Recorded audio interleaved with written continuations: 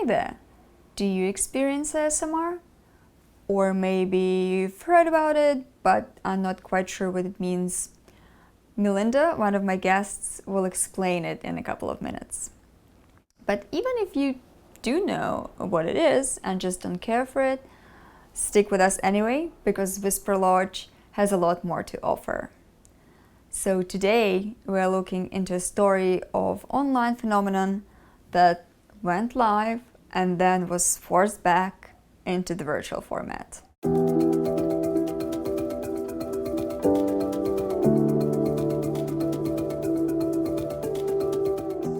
I love immersive theater. I relish being in the midst of the world of the show and becoming a part of it, as opposed to just looking at the stage in front of me. I am equally enthusiastic about virtual performance, and I've been constantly amazed by the ways artists transcend the limitations of digital formats in these trying times. However, there is one particular aspect of immersive theater that I have been nostalgic for in the past 6 months, and that is touch. I've been so concentrated on the advances of virtual performance that I didn't even realize how much I miss being able to interact physically with objects and people in the performative context. I fully realized it after attending Whisperlodge Virtual, a Zoom rendition of a famous New York and LA-based live ASMR spa. That's why probably our interview with Melinda Lauw, a co-founder of Whisperlodge, and Amanda Wallace, a co-director of Whisperlodge Virtual, took a bit of a nostalgic tone. I first attended the live in-person Whisperlodge last February, and it was in a townhouse in Brooklyn. I was absolutely blown away by the show. My next encounter was in March through an audio file on Audible, and that one produced the most tingles for me. My next stop on this Whisperlodge journey was Whisperlodge Virtual via Zoom, and it simply did make it for me. But if there is anything that I learned about ASMR is that different triggers work on different people. So who knows, maybe Whisperlodge's YouTube channel will be your new favorite destination for relaxation. But first, let's meet the creators behind the project. Hi, I'm Melinda Lauw, and I'm the co-creator of Whisperlodge. And hi, I'm Amanda Wallace, and I am the co-director of Whisperlodge Virtual.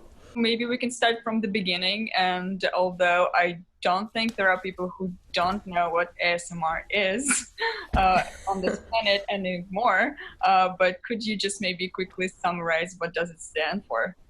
So ASMR stands for Autonomous Sensory Meridian Response, and it is basically a name created by people online to describe this relaxing, pleasurable, tingly sensation that gets triggered by everyday sounds and objects and even visuals. Right now, most people know it as this YouTube phenomenon because there are millions and millions of YouTube videos online that are designed to specifically trigger ASMR. So in recent years, it's just become this huge mainstream self-care kind of thing. Melinda, how did you arrive to this knowledge, and how did you first find out about ASMR? I've always had ASMR, even as a child. And so when I went to art school for uni, I started investigating it as part of my art practice. And I actually did one of my thesis papers on ASMR, the history of it and the anthropology. And then that led me then to kind of combine my interest in ASMR with my interest in immersive theater. And then Whisperlodge happened. Could you tell me a little bit more about how Whisperlodge came about? Yeah. And what is Whisperlodge? Maybe we can start with that. So Whisperlodge is, well, the definition of Whisperlodge has kind of changed over the years. Right now, I will say we are a production company that specializes in ASMR. So we do our own shows. That's also called Whisperlodge. But we recently started working with a lot of brands as well to create ASMR events and online content for them. Could you tell me a little bit more about Whisperlodge, the live shows specifically? Yeah. How did that start, and what place does it take in the universe of Whisperlodge? So Whisperlodge is a 90-minute immersive performance where a small group of audience, usually like 4 to 8 people, are guided through a house, and they encounter lots of different guides who provide them with specific ASMR role plays. So each guide will specialize in one type of ASMR. And the whole 90-minute show is performed in whispers entirely. So there's no speaking, and we use very minimal music. Everything is like done live using objects and lots of just manual DIY sounds. We started in 2016. And then since then, we've done 14 runs of the show in New York, LA, and SF. And Amanda, how did you come on board of Whisperlodge? So I had been performing with Pamela, who was a big part of the show. She was a director early on as a vocalist, and then they were looking for someone to join the cast, and I was really interested. I also have had ASMR and for a long time, but didn't really know what it was until I came across this show and was really intrigued and excited by it and wanted to be involved. So I started performing in 2017, I believe, and then have stuck around ever since. So as far as I understand, Whisperlodge was the first and probably the only company who provides ASMR experience in person and creates an entire show around it. So maybe you could, although we can't experience it right now and we don't know when we'll be able to, maybe you could tell a little bit more about how it's all built and specifically where the aesthetics of it comes from, because it has a very particular look and feel to it. The dim colored lighting, white clothes of the guides, or I'm not sure what you call them. We call them guides and guests, so you're right. Thank you. So maybe you could tell us a little bit more about the live show and how is it happening and what's going on. In terms of the aesthetics of it and even like the experience design of the show, we were very much inspired by the idea of a spa. So the white clothing, it was all just to create this image of, I guess, like cleanliness and purity and relaxation. And you know how a day spa package would normally include like lots of different activities, and you go from room to room, like the sauna, then you go to the bathtub. And so we've kind of emulated this journey for each guest. They come in as a group. There's sort of this like ritualistic unwinding and sensitization, and then they get to go to specific rooms that you don't get a choice and you're not free roaming, but we kind of direct you to specific rooms. And then most of your experience in those rooms are one-on-one. After that, there's a group kind of ritualistic ending again, and then you're back out into the streets. Amanda, maybe you can describe a little bit the particular room that you were responsible for at the last installment of Whisperlodge in-person edition. Yeah, I've done a couple of different rooms. I have been the clinic before, but I often do the boudoir. This is the red room.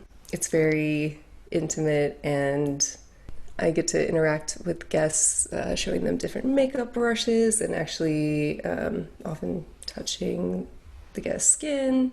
I love this room because you get to be very, very close in a different way that you don't really get in real life. It's one of our most popular rooms. Like we have a secret kind of collection of maybe 6 or 7 scenes, and then every time we do a show, depending on the scale, we decide which scenes to put in, and the boudoir is always in there because it satisfies so many aspects of the ASMR component. There's so much personal attention, and like having makeup brushes on your skin and your face is just universally enjoyable. One of my first experiences with ASMR definitely was my mom doing my makeup when I was younger, and wanting her to do it even if she wasn't actually putting on makeup. It just feels so nice to have that attention of someone lightly brushing your skin, just doing something nice for you. So it's really rewarding to do it as a guide, to see people just relax and enjoy it. Would you say that getting tingles and getting the ASMR is the ultimate way to experience Whisperlodge, or people who don't have it can enjoy it too? For us at the very beginning, the intention was simply like, is ASMR a thing that you can do in person? And the whole goal of it was the ASMR. We wanted people to feel the tingles, and to us that was our rubric for success. But very quickly in our first 2 iterations, we realized through guest feedback that they were actually deriving a lot of nostalgia and feeling of being taken care of, and all these other things like the set and the environment. All of these elements added to the experience, and it was no longer so much about getting the tingles. It was in the end now, we really prioritize this giving of care. So the way I see our work right now is that we are this in between an art experience and also this wellness thing, where there is an actual physiological response in your body that allows you to feel relaxed and feel like someone is there for you. And all our guides are, I guess, in service to you.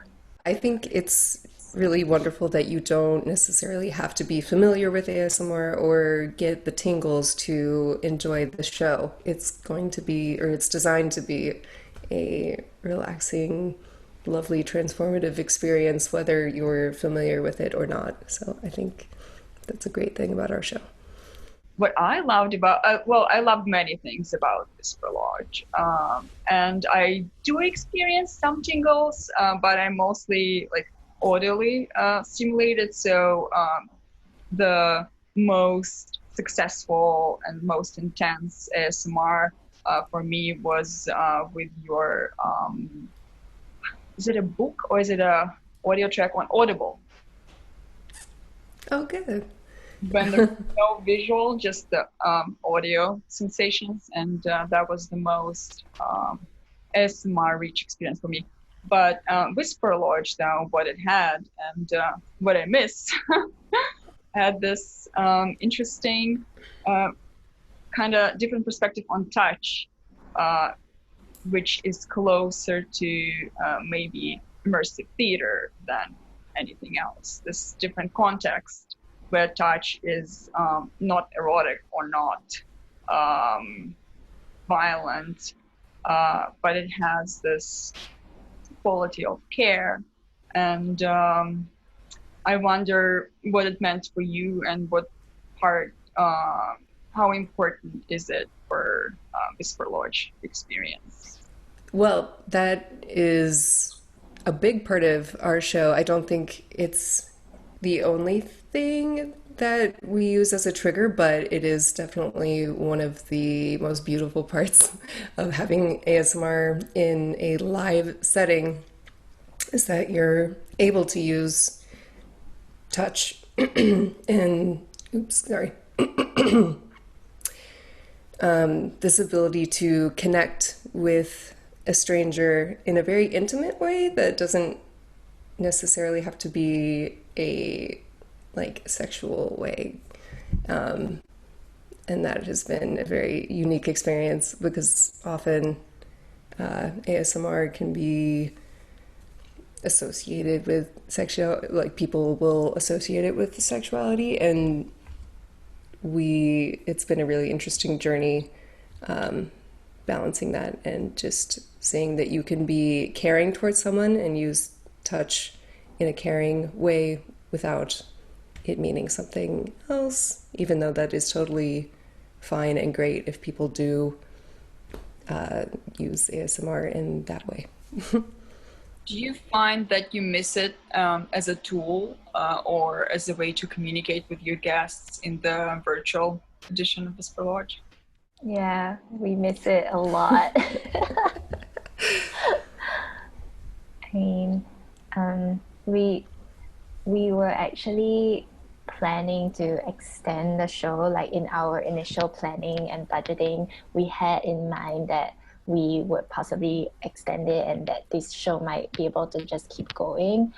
But the more we do it, the more we feel like it is really so different. It's totally different from what we do in our live shows that we kind of almost want to wait it out until we can do the live performance again. Like the virtual edition is great for what it is. We are very happy that we experimented with it, but it just doesn't satisfy the same.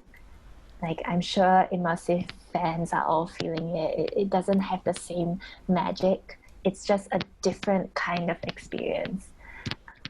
Yeah, I really miss being in the room with the person and being able to read their body language and find out little bits about their life so that I can tailor the scene to make it absolutely perfect for you. And we experimented with ways of how to try and capture that on Zoom. And we've added, little personal touches and things, but it's just, yeah, it'll never be the same as actually being in the room. I mean, that is just a thing in general right now with quarantine and the pandemic. I miss being in the room with a lot of people. So I think it goes along with our show and just real life right now. But did you find that maybe some things works better on Zoom than in person? I will say that our Zoom show is a great chance for the people who do not want to interact and they just want to be a fly on the wall and a voyeur and sit back and not have to do anything. That is what you can do with our Zoom show. We designed it so you really just can sit back and do nothing. I think it can be kind of intimidating in our live show for some people. Because you're such an active participant in it, all of the attention is on you, so your reaction is very visible, and that might not be the ideal situation for some people. So in Zoom, you can hide behind the screen if you would like and just do whatever you'd like to, and yeah, so it's good for people who prefer to experience ASMR in that way. And adding to that, we've also discovered that some things we weren't able to do live, like doing super extreme close-ups like this. Like we put things really close to the camera, and that has its own kind of like intimate feeling. And we were also able to use like multiple cameras, so you'll be able to see a performer from like this camera and a side view. So there are little tricks like that, which I'm sure lots of other shows are also using. One of the main reasons for me for doing the virtual show is that it was a way for us to make it more price accessible. Because our live shows are so small scale and we have a 1-to-1 ratio between performers and audience members, we are never really able to make it affordable without sacrificing payment, like fair payment to our cast members. So our live shows, the tickets go between like 90 to 150 depending on how expensive our venue is. And for this virtual edition, it's $15. So it is a huge difference, and for us, that alone was kind of enough justification to try it. Something else that was interesting was that people, I'm guessing a lot of the people from the ASMR community who saw that in the end ended up, they were like comparing our show to all the YouTube videos online that are free and HD and have amazing sound quality. And then we realized like, oh no, we should have better prefaced that this show is live and our actors are in multiple cities and that it's kind of like this DIY sort of experimental thing. And so we also came up against that doing like ASMR originated as an online thing. So the online ASMR content is already so much more developed. And we kind of did the opposite. We like went live in person and now we are, we're like newbies in the online space. So there's also a bit of that and kind of thinking about what is our value to the community. For us, I think it's the performance of it, the liveness of it, and yeah, it's just a different approach to doing ASMR. Why is it important for you to make the shows live and not record as most ASMR videos are? We wanted to try this out and give people an opportunity to see a live show. There's just something magical about knowing that it's happening right now, that anything could happen. And so we wanted to play with that. We definitely had some problems with noises that we couldn't control, neighbors, fireworks, things. And some guests actually commented that they liked it because it reminded them that this is happening now, that it is real, and it made them feel more connected to the experience. So we learned how to embrace the liveness. And yeah, I just think it was a good opportunity for people to feel connected in a moment, even though we're not all in the same room. Although we do want to embrace recorded content more after doing this. So we actually, since this whole like pandemic started, we reactivated our YouTube channel. Whisperlodge has had a YouTube channel for the longest time, but we used it to just put out like an old trailer and sometimes like announcements. And it was just like a platform that we were not utilizing. So I started making some ASMR videos and I put it out there to like all of our collaborators that they can also put videos up. And what we hope to do is to be like the first kind of like ASMR house on YouTube, so that our channel will feature all of our guides at some point. A lot of the ASMR channels I love also right now, they're all very like focused on one person, and yeah, we're just kind of exploring what we can bring to the community that is not already out there. Where else people can find you? Definitely join our mailing list on our website, which is whisperlodge.nyc, and follow us on Instagram and subscribe to our YouTube channel, which is still very new. Jingles or not, I found that ASMR experiences that Whisperlodge creates, either physically or virtually, first of all, teach us to listen to our own bodies. And that peculiar territory between deep relaxation and curious listening is worth traveling to regardless. Maybe you will even find your ASMR there. Happy exploring, and until next time.